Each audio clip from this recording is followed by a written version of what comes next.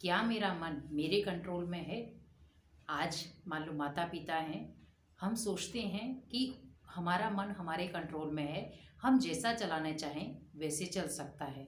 लेकिन कई बार हम मान लो बच्चे ने छोटी सी गलती की है, उसको हम बोल से सुधार सकते थे, लेकिन फिर भी हम उसके ऊपर हाथ उठा देते हैं और आज के स्टिक से भी उनको मारते हैं। लेकिन ये गलत बात है, क्योंकि बच्चे मारने से ढीठ बनते हैं, क्योंकि वो बार बार भी वही गलती करेंगे। भले आप कितना भी उनको मारते रहो, लेकिन आप प्यार से समझाएंगे, विधि पूर्वक समझाएंगे तो ऑटोमेटिक बच्चा जल्दी समझेगा।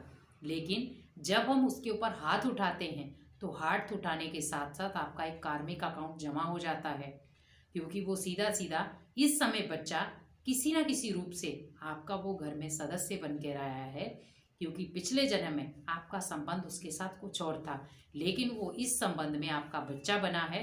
लेकिन आप उसको मार रहे हैं या कुछ भी कर रहे हैं तो उसका पहला तो मन डेवलप नहीं होगा, क्योंकि बच्चे को जब बार बार आप मारते हैं तो ऑटोमेटिकली वो अपनी हर शक्ति को ख़त्म करने की कोशिश करता है कि मैं नहीं कर पाऊँगा। इसीलिए बच्चों को कभी भी मारे नहीं, क्योंकि मन को कंट्रोल करने के लिए हमें पहले मन को सही दिशा देनी है। क्योंकि कई बार हम कहते हैं कि मैं बोलना नहीं चाहता हूँ लेकिन फिर भी बोल दिया, मैं सोचना नहीं चाहता हूँ लेकिन फिर भी सोच लेता हूँ, मैं करना नहीं चाहता हूँ लेकिन फिर भी कर देता हूँ। उसका कारण क्या है? क्योंकि मेरा खुद पर कंट्रोल नहीं है।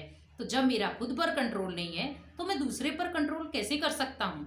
तो इसी प्रकार पहले मुझे अपने पर कंट्रोल करना है कि क्या मैं जो बोलता हूँ कि वो विधि पूर्वक है या नहीं है, जो मैं सोचता हूँ क्या उसमें किसी का बुरा तो नहीं है, या मैं जो कहता हूँ उसमें किसी का बुरा तो नहीं है, या जो मैं करता हूँ क्या उसमें किसी का बुरा तो नहीं है। तो ऑटोमेटिकली अगर आप चीज़ों का ध्यान रखेंगे तो ऑटोमेटिकली आपका मन आपके कंट्रोल में रहेगा।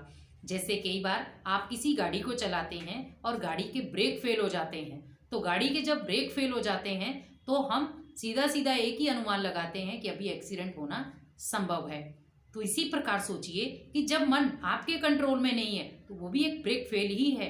वैसे ऐसी चीजें सोचता रहेगा जिसके कारण अनेक आत्माओं को दुख होगा, क्योंकि एक्सीडेंट होता है तो भी हमें दुखी होता है, क्योंकि बहुत सारी चोटें लगती हैं। और जब आपका मन आपके कंट्रोल में नहीं होगा तो भी आपके मानसिकता को बहुत चोटें लगेंगी, क्योंकि कहते हैं कि एक बोल है जो राजा की सीट पर बिठाता है और वही एक बोल है जो आपको भिखारी बना देगा, और एक वही बोल है जो आपको जेल में भी डाल देगा।